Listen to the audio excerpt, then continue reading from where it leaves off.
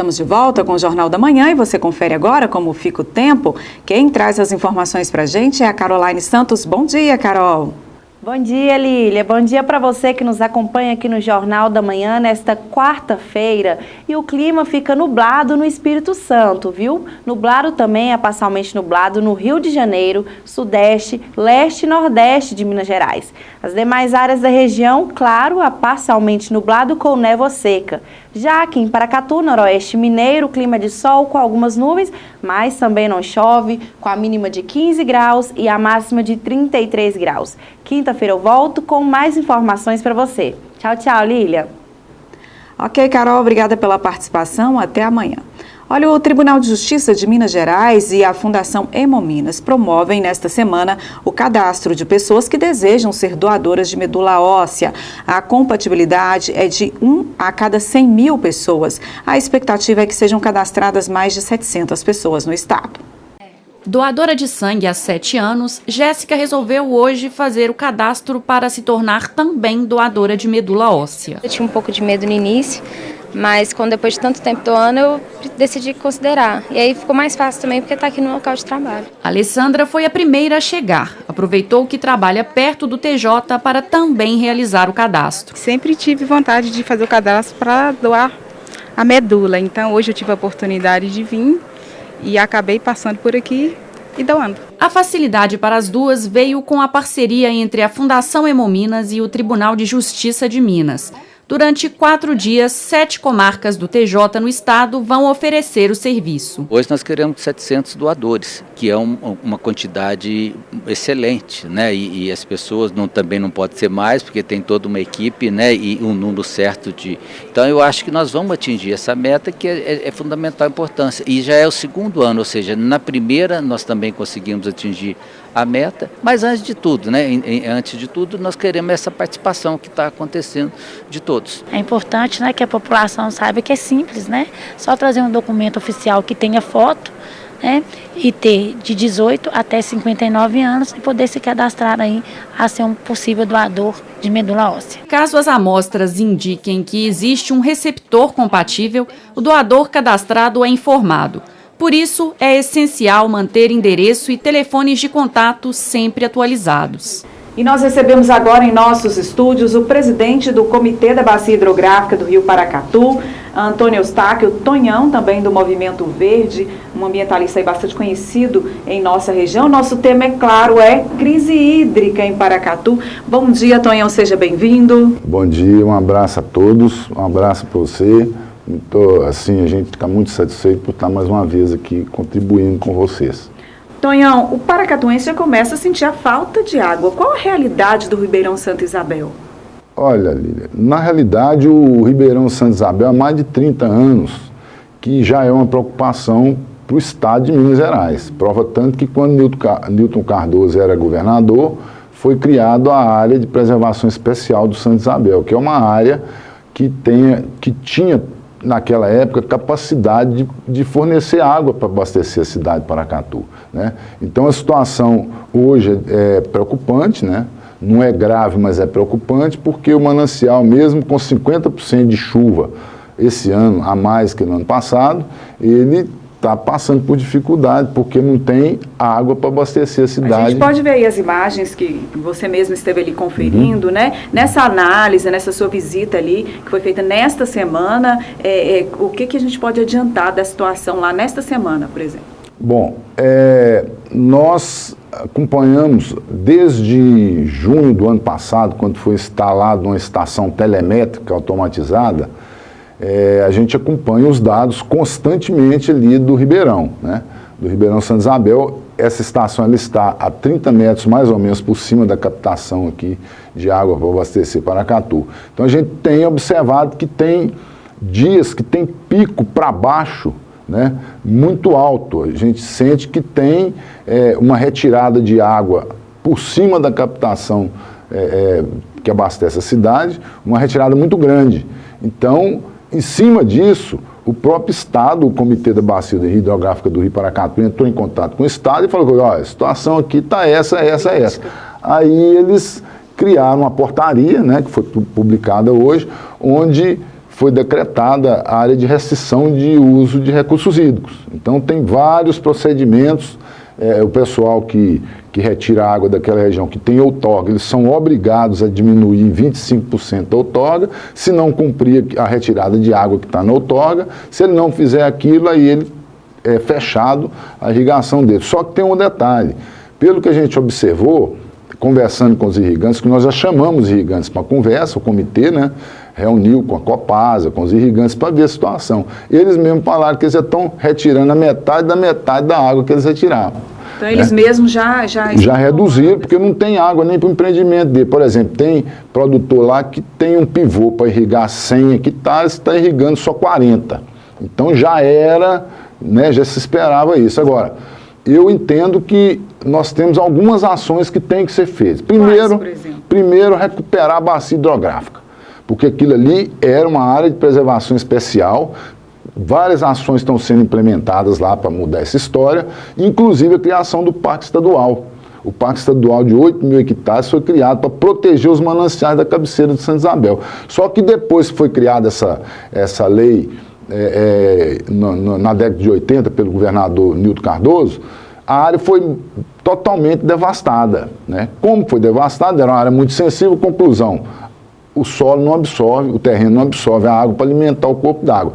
É o que eu sempre falava em 2017, que eu ia na mídia aqui em Paracatu e falava, gente, chuva não vai resolver, porque chuva não quer dizer água na torneira. Tá aí o que eu falava, e o pessoal falava que a gente era maluco, né? E o que vai garantir essa água na torneira? O que vai garantir a água na torneira é a bacia equilibrada, recuperada, a água infiltrando normalmente, alimentando as nascentes, porque o que alimenta o rio não é a chuva, são as nascentes que estão abastecidas, como se fosse uma esponja, né? Então, essa ação de recuperar lá a área é de fundamental importância. O Santa Isabel está sendo olhado por vários olhos. A própria Emater está fazendo um trabalho bacana lá. O Movimento Verde, junto com a Kim Rosa, vai fazer um trabalho de proteção de nascentes lá, já tem cadastrados alguns produtores. O Comitê da Bacia do Rio Paracatu conseguiu um recurso de 1,5 milhão com o Comitê da Bacia Hidrográfica do Rio São Francisco, que é o recurso da cobrança, para trabalhar a adequação de estradas rurais. 1,5 milhão dá para fazer muita coisa, embora tenha sido apontado no zoneamento ambiental produtivo que precisamos de 3,5 milhões. Mais 1,5 milhão já quebra o galho e nós estamos buscando mais recursos para isso. Bom, além de recuperar a bacia, só tem duas saídas que eu entendo, às vezes até drástica. Caçar todas as outorgas de água que tem na bacia, para ninguém tirar água, né? Ou então os usuários ter aquela outorga para retirar de água só até meados e final de agosto. Porque é período de seca, já naturalmente reduz. Né, e uma coisa que a comunidade Paracatu, não sei se tem conhecimento, no Entre Ribeiros, tem uma gestão nessa maneira, de os próprios produtores que gerenciam a água. Hoje eles fazem a safra normalmente, os dias de irrigar, tem água o ano inteiro, o rio tem água, e em 2002 o Entre Ribeiros secou. Né? É o que está acontecendo com a bacia de Santa Isabel. Então a gente está tentando envolver todos os usuários ali para ver se a gente tem água para todo mundo. Uma ação assim, né? Porque tem como ter água para todo mundo, isso aí não tem dúvida, só que tem que ter juízo na cabeça do cidadão. O que a gente tem de novo com essa portaria, então, que foi publicada nesta terça-feira, novidade desta semana, né? É, então, a restrição, a diminuição do uso. Exatamente. O que ela quer dizer? A portaria quer dizer o seguinte, essa estação que foi implantada lá no Santa Isabel em junho, que nós já temos medições dela de lá para cá, todos os dias, várias vezes por dia, isso é online e é acesso público, né? Então está no site da Agência Nacional de Águas. Você pode entrar lá, achar essa estação e monitorar o que está acontecendo. Então essa portaria quer dizer o seguinte, todos os empreendimentos que estão por cima dessa estação, a partir desta semana. A partir de hoje, a partir de agora, já está valendo. Então vai ter fiscalização em cima disso. Então todos os empreendimentos que estejam por cima dessa estação têm que reduzir o uso de água. Se for, por exemplo, um irrigante que usa aí 100 litros por segundo, ele vai ter que baixar para 75 litros por segundo no mínimo. Agora, se continuar baixando o nível como está baixando, Porque tem água, agora ainda tem água tranquilo para Paracatu. A gente está acompanhando, a gente está vendo, né? Só houve já essa falta, as queixas que a gente tem percebido nos últimos dias, Sonhão? Olha, devido à oferta de água? Eu não sei, sabe? Eu tenho uma preocupação muito grande. Por exemplo, aqui, muitas pessoas chegam na época dessa, começa o fake news, que virou moda, né? Então, fake news, o que acontece? O cidadão compra 2 caixas de 1.000 litros a mais para sua casa. Né? Se você coloca 2.000 litros a mais na sua casa. Imagina se todo mundo comprar 2 caixas de 1.000 litros a mais para colocar na sua casa. Aí eu te pergunto, vai ter água para abastecer a cidade inteira? Já atrapalha um pouco, né? Porque nós temos aqui uma média de 25 mil residências vezes, né? Aí multiplica por 3, 4 vezes a demanda. E além disso, a gente tem uma preocupação muito grande, porque aqui em Paracatu nós temos vários loteamentos. Se todos esses loteamentos forem construídos, as casas, eu acredito que nós vamos ter outra Paracatu. E aí eu te pergunto, e a água? Como que nós vamos fazer um planejamento desse? Se agora a gente está tendo certa dificuldade. Então, é por isso que a titularidade da questão de saneamento básico é a prefeitura. Entendeu? Qualquer concessionária, Copasa, Sanepar, ou sei lá qual é outra entidade, outra empresa por aí, ela é só uma empresa que ela tem um contrato com o município para captar, tratar e distribuir. Captar o esgoto, tratar e voltar para o corpo d'água. Mas a titularidade é do município. Então o município, quando aprova loteamento, tem que ter uma articulação com a concessionária de água para ver se tem água suficiente. Né, para ver se tem algum planejamento para aquilo. Né? Qual é a sua recomendação, a sua orientação para a comunidade de um modo geral? Olha, não tem outra alternativa a não ser o uso consciente, a economia de uso de água. Né? O empreendedor já está sentindo isso, principalmente o irrigante. Ele já sabe, ó, vou plantar até tal época, que chegar ali no início de setembro eu não tenho mais água, então tem que fechar tudo. E em casa também deve ser Em isso. casa é a mesma coisa, né? Você tentar aproveitar a água que você usa para lavar roupa, você usa aquela água para limpar chão, outros serviços em casa, né? Economizar, não tem outra saída. Palavra de ordem é economia. É economia, isso chama-se uso consciente. Né? É a racionalidade, é o uso consciente. Infelizmente, nós não temos o costume. Então a palavra de ordem é economia. Economia, o uso. A gente corre o risco de viver aquele ano crítico que a gente viveu em 2016, 17. 2016, a gente corre o risco em 2019 de repetir aquela história? Olha, eu acho que a única saída é essa palavra que a gente está falando do uso consciente. Se começar agora ainda dá tempo? Dá tempo. Eu acho que o Comitê da Bacia Hidrográfica do Rio Paracatu, a base do trabalho dessa gestão atual é água para todos. Várias pessoas já devem ter ouvido falar que o Cerrado é o pai das águas. Verdade. Né? O Cerrado é o pai das águas. Por quê? Porque ele é esponjoso, ele armazena água, alimenta os grandes corpos d'água do Cerrado. Conclusão, o Cerrado foi todo devastado em 75%. E a área que foi devastada é exatamente a área de recarga, porque o rio não produz água.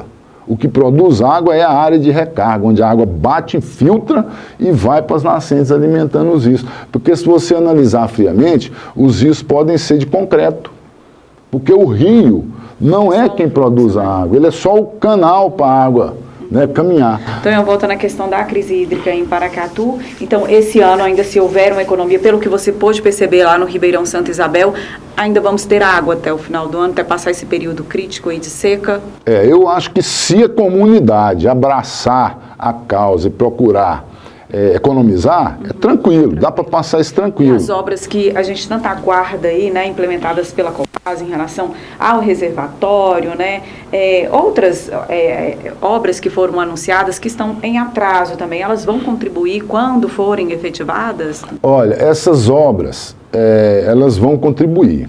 Esses empreendimentos, eles vão acontecer. Estão atrasados por quê? Porque tem a burocracia do Estado. Quando a empresa mostrou que era necessário isso, demorou-se a fazer um decreto. Foi feito um decreto pelo município, um decreto de utilidade pública. Tinha que ter sido um decreto de estado de emergência. O dono da terra entra na justiça, Aí depois... Virou uma novela. Mas não sei quantos meses, aí depois a empresa vai licitar a obra, vai licitar o projeto da obra. Aí a empresa que perdeu, entra na justiça porque não concordou, quando dá ganho de causa já são mais 6 meses, 1 ano, e aí quando... vai demorando. O comitê acompanha todo esse processo? O Comitê da Bacia do Paracatu acompanha não só aqui, mas em todos os municípios da Bacia do Rio Paracatu, que são 16 municípios, né?